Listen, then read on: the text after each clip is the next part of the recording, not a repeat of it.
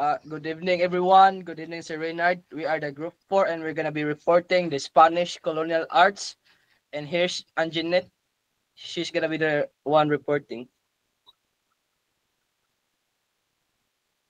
So, Spanish colonial arts in the Philippines blossomed from the 16th century until the end of Spanish rule 1898.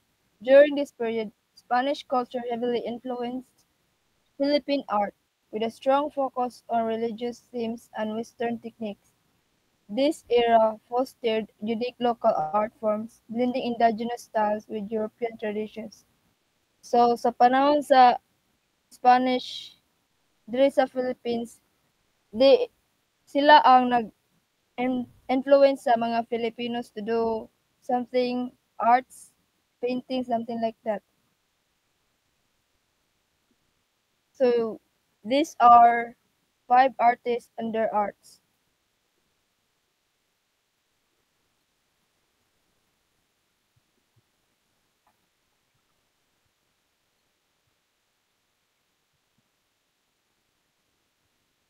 Isa, Damian Domingo.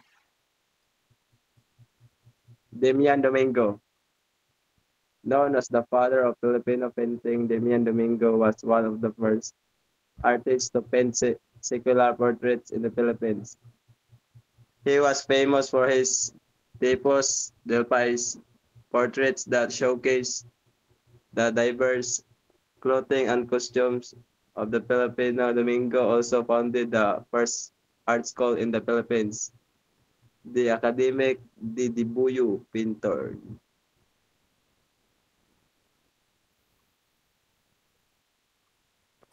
So second one is Juan Luna. A revolutionary painter and sculptor, Juan Luna celebrated for his grandiose and nationalistic works. His masterpiece, Polarium, which won a gold medal at 1884 Madrid Exposition, depicts the abuse and oppression of Filipinos under colonial rule. Luna's art and activism made him an icon, the Philippine and national movement. So, the painting reveals how people were deprived of their freedom and rights. It portrays the inner political and socio-cultural viewpoints, as well as the emotions of Filipino master painter like Juan Luna. Hence, this had well integrated the nature of political, moral, and social lives of the Filipino. Jose Honorato Lozano, an illustrator known for the letter Y figure style.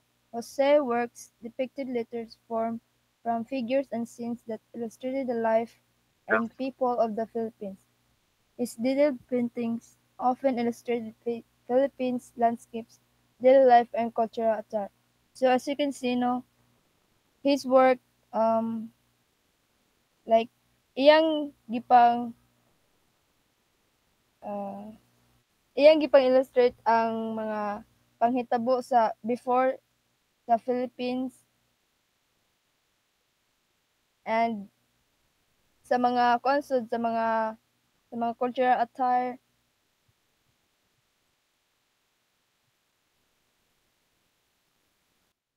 Manuel T. de la Cruz, a prominent engraver and artist. Manuel T. de la Cruz was known for his detailed prints and illustrations. He contributed to various religious and secular publications and produced portraits that captured the likeness and characters of his subjects. Kani si Manuel de la Cruz, one, siya, siya ay engraver and artist. Kanang daghan siya na mga illustrations niya or mga tulon pero tuloran niya na sikat niya. Siya gi-contribute niya ng mga religious or something like mga publications, something like mga drawing ni Manuel T. de la Cruz. Yeah, uh, na, portrait lang yung picture. Kaya, daghan siya gi-capture ka ng mga nana siya nga character ba like like this sa maning some painting or sa kuan sa duha. So that's it.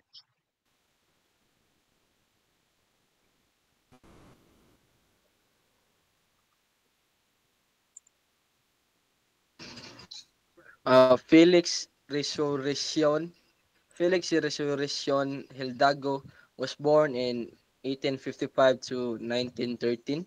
Was a Filipino painter best known for his romanticist work and a mastery in portraying the human form. His painting Las Virgenes de Cristianas Espuetas al Pulpolatio won a silver medal at the Madrid Exposition in 1884 and depicted themes of martyrdom and suffering, a subtle critique of colonial oppression. So, kanin si Felix Resurrection, he had a um, daghan nga painting, but this two is the most famous one. It depicts the woman suffering the oppression in the colonial era, and that's all. So, religion and its influence on art.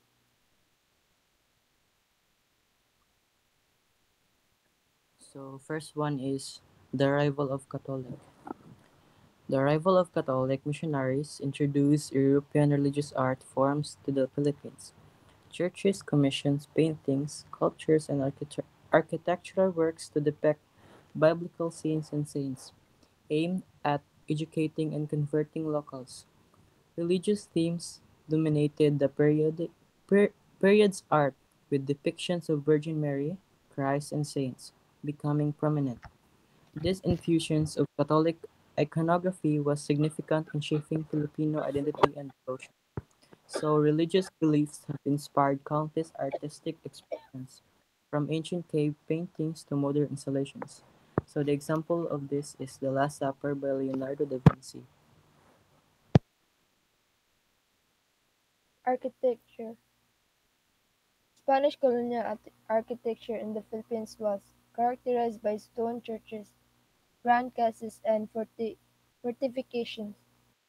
Churches were designed with features for tropical climates, such as thick walls and large windows. Earthquake barrack, a style adapted to resist earth- earthquakes, became common in church designs. The bahay na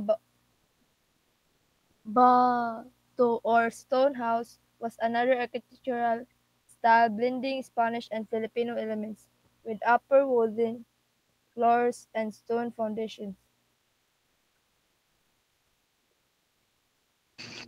Sculpture. Religious culture flourished with the production of santos, wooden or ivory statues of saints, and religious figure, often displayed in the churches or private homes. Uh, Carving skills were refined through crafting these religious icons, which were usually adorned with the intricate details and colorful paintwork. The tableaus, ornate altars, backdrops were also common in the churches, showcasing a blend of indigenous and Baroque styles. This type of culture, uh, you can see this in your homes or in the church, especially in the Christian church or Roman Catholic. You can see, for example, the Santo Niño or the Jesus Christ that nagilangsang sa cross, or makita no mga saints kanang mga saints katong naadra sa Catholic diri sa Toledo kanang nasa tubangan dapit sa hagdanan.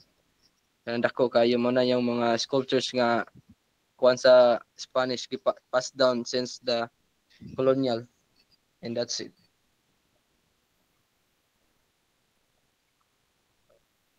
This is painting.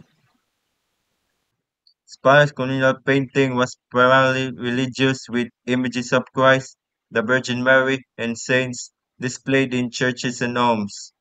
Portraiture became popular among the Filipino elite, while literary figura and tipos de pais flourished as secular art forms. With the advent of Academia Liboy Pintura, formal training brought European techniques into local art practices.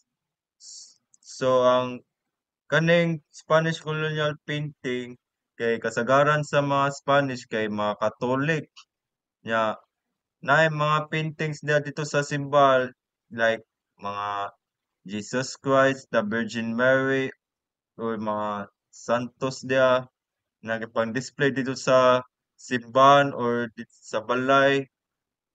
Pero nigadto nimo simbahan, daghan siya gipang-display dito or something like murag moadto ka sa mga kuan nga pikas simbahan kanang mga balay sa mga kuan or something like that.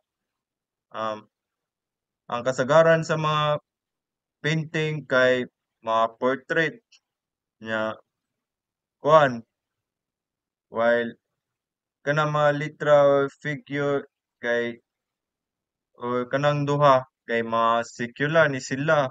So ang kanang mga advent sa mga akademya pintura gipalit na sa kuan mga technique sa mga European into local art practices like sa dere gidala na dere sa kuan sa Philippines ang mga painting sa mga technique sa mga European. So that's it.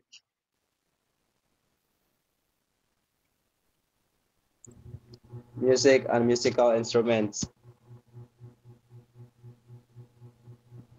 Spanish colonization introduced new musical forms, including religious chants, hymns, and Western instruments such as the guitar, violin, and harp.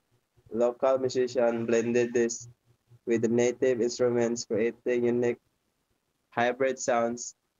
The rondalla and ensemble featuring string instruments became popular, as did harana, a traditional serenade performed with guitars. Religious music, hymns, and professions become central to public and private worship, embedding musical deeply in Filipino culture.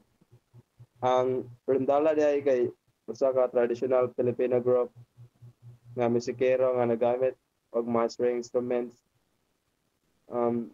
Nagsugod din siya sa Espanya niya, gidala diri sa Pilipinas para mahimo sa tiyang traditional music sa mga Pilipino.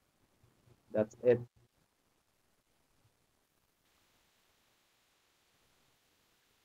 So that's all. That's all for tonight and thank you.